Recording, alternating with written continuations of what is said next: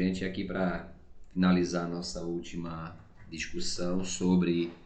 os pensadores sociais do Brasil, né, como que os grandes nomes da pesquisa social descreveram a sociedade brasileira e como estes a vislumbraram, né, no seu tempo, principalmente ali nos anos 30, 40, 50, 60, nesse período de grandes transformações da sociedade brasileira, onde o Brasil estava passando por um período de urbanização, de industrialização, ou seja, o processo de modernização do Brasil vai impulsionar o desenvolvimento dessas análises, né, sobre o Brasil, sobre o brasileiro. E nos anos 30, as perguntas elas se guiavam principalmente a entender o que era o Brasil, quem era o brasileiro, quais eram as origens do Brasil. E se destacando nessas análises nós temos Gilberto Freire, Sérgio Buarque de Holanda, Caio Prado Júnior, Florestan Fernandes e tantos outros, Raimundo Faoro, Darcy Ribeiro, o Josué de Castro, Fernando Henrique Cardoso, Celso Furtado, enfim, vários pensadores, né? Então nós vamos aqui destacar apenas alguns destes, tá bom? Vamos à primeira pergunta. Como Gilberto Freire, né, descreveu a sociedade brasileira nos anos 30, a obra lá de 1932, Casa Grande Senzala, onde de certa forma será inaugurada uma análise mais científica, né, de cunho mais antropológico, influenciado pelo pensamento do Kaimiano, também de Bronisław Malinowski, enfim, principalmente da antropologia e da sociologia, onde Gilberto Freire vai analisar a sociedade brasileira como resultado do processo de miscigenação e do processo de sincretismo, que nada mais é do que a mistura de raças, de etnias, né? O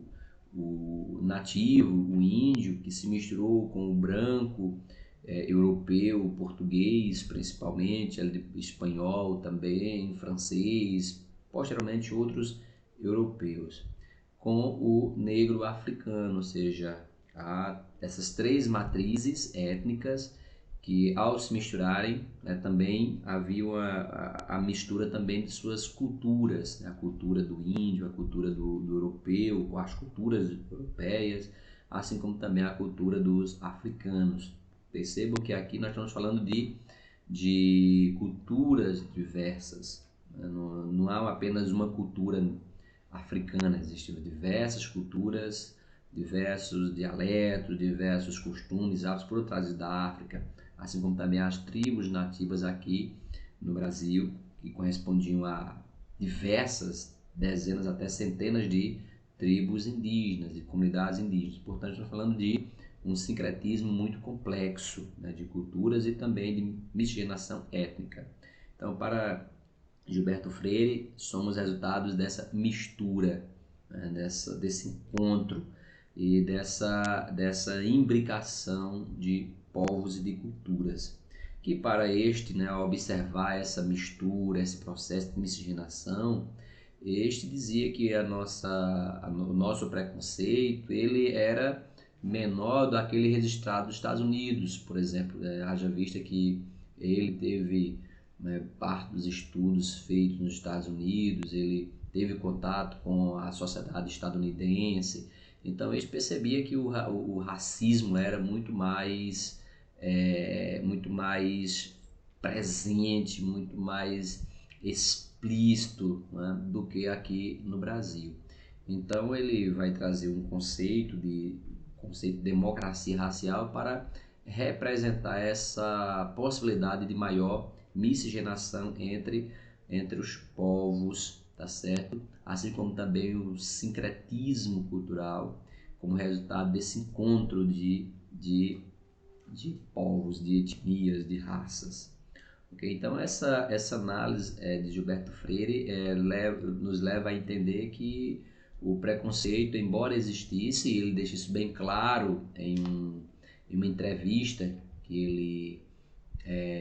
deu nos anos 70, se não estiver enganado, nos anos 70 para os anos 80, no qual ele fala que no Brasil há preconceito, sim, só que é reduzido, ele é menor do que nos Estados Unidos, né? Que lá é de fato um racismo velado, explícito, ok? Então vamos à segunda.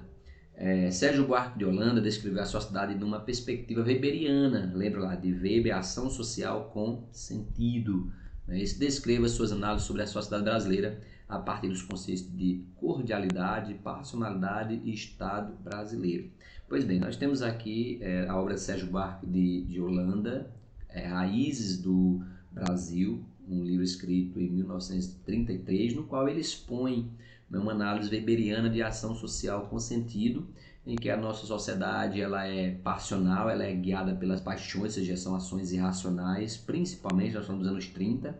que de certa forma é uma sociedade que ainda, embora estivesse nos anos 30 do século passado, ainda era resquícios em grande medida do passado, aquela sociedade tradicional, aquela sociedade patriarcal, aquela sociedade em que os homens se preocupavam com a proteção, eram passionais. Então toda essa carga, né, de passionalidade iria consolidar o que ele chamou de homem cordial, né, a cordialidade, esse homem passional, esse homem apaixonado, né, apaixonado no sentido de proteger, de lutar, né, pelos seus ideais, atuar no sentido na formação da própria família, no que diz respeito ao próprio Estado, à religião. São indivíduos apaixonados, indivíduos passionais. Isso viria a ser a cordialidade, o homem cordial, que embora esse termo homem cordial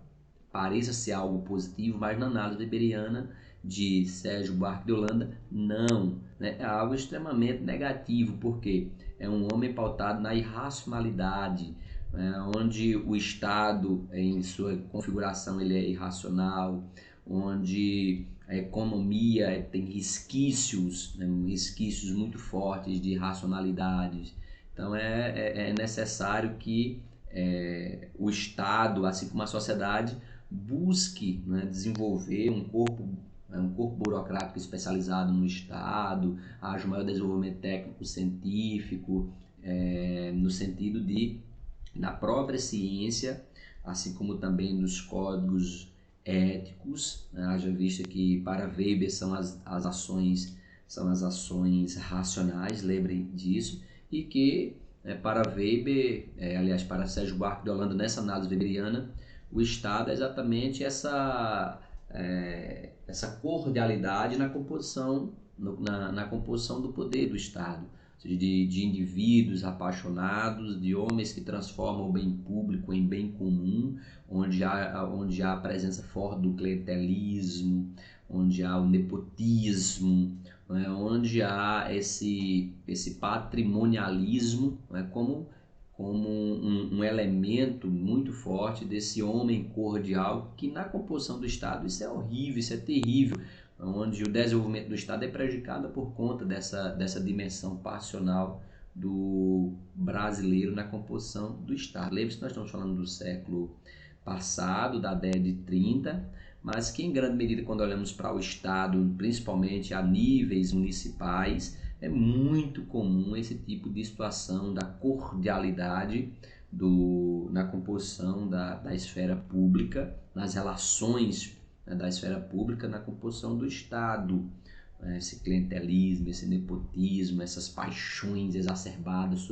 com relação ao partido, com relação ao político, com relação a quem está no poder ou a quem quer chegar no poder, essas disputas, né, passionais em torno do poder. Okay? Então,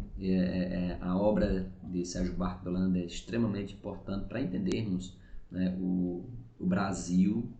no seu processo de modernização, e aqui nós colocamos entre aspas, porque pela a forma com que ele está tratando é que há grandes obstáculos a serem rompidos para, de fato, uma modernização do Brasil. Na terceira questão, nós temos Caio Prado Júnior, né, que escreveu em 1942 a formação do Brasil contemporâneo, com uma visão marxista da sociedade brasileira, no qual ele dizia que o nosso Brasil era resultado de relações de exploração, haja vista nós durante séculos fomos colônia de Portugal e colônia de exploração, no qual era extraídos nossos recursos, nossas riquezas naturais para destinar-se ao enriquecimento da metrópole e de nações europeias. Então, essa relação de exploração ela é uma das grandes raízes dos nossos problemas contemporâneos. Haja vista que nesse processo de exploração se consolidou a má distribuição da terra, o trabalho escravo, o atraso do processo de industrialização do nosso país. Então, para que o nosso país ele tivesse condições de uma revolução, é necessário que, para Caio Prado Júnior, é necessário que houvesse a consolidação de uma sociedade de classes, de fato, o desenvolvimento de uma sociedade de assalariamento,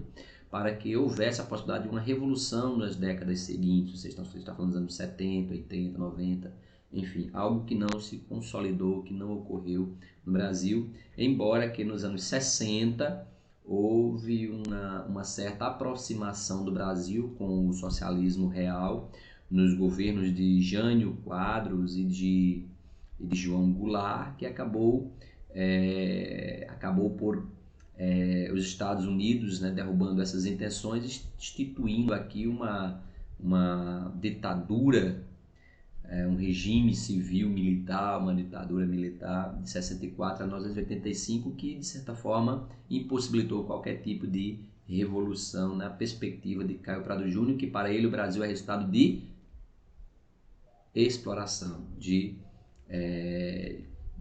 uma dominação histórica sobre o nosso país. Já Florestan Fernandes, né, ele faz uma análise principalmente das condições raciais, principalmente das condições do negro aqui no Brasil, nos anos 60, 70, 80, no qual ele tenta e buscou, né, desconstruir o conceito, né, de democracia racial, dizendo que na verdade é um mito, né, essa democracia racial, haja vista o grau de exploração, o grau de exclusão, o grau de periferização, né, e de expoliação das camadas sociais, principalmente compostas pelas pessoas pardas e negras no Brasil. Portanto, há um mito, né? Não há uma democracia, mas sim um mito da democracia racial. Haja visto que os negros são aqueles que têm a mais baixa renda, são aqueles que têm as piores condições sociais e de ocupação geográfica, haja vista que esses ocupam principalmente as periferias e, por não dizer também, são estes que principalmente são encarcerados no Brasil. Ok? Valeu, gente. Qualquer dúvida, estamos às ordens. Valeu, um abraço e vejam os vídeos com atenção, façam as anotações de vocês e qualquer dúvida, estou às ordens, beleza? Um abraço.